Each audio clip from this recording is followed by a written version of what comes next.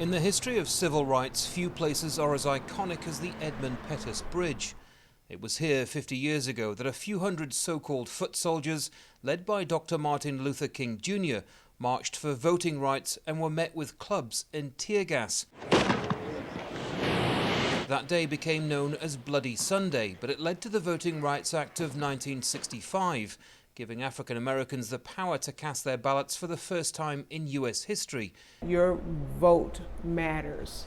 And as we visit Selma and understand how the people fought hard. Today, Selma remains as a living testament to those monumental achievements, but many feel the battle is far from over.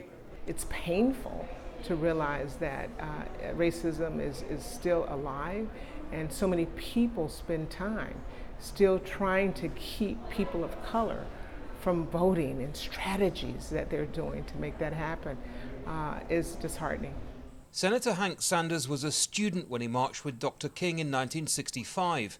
He says this latest march to Washington, D.C. will raise awareness of a wide range of issues. Not only in voting rights, but in equal jobs, in equal education, in all across the field.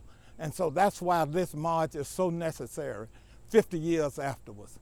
What the organisers behind this journey for justice are trying to do then is bring civil rights issues back into sharp focus to make sure the sacrifices and the achievements made here weren't for nothing. 50 years ago, these protesters helped bring about what is widely considered one of the most important pieces of legislation in US history.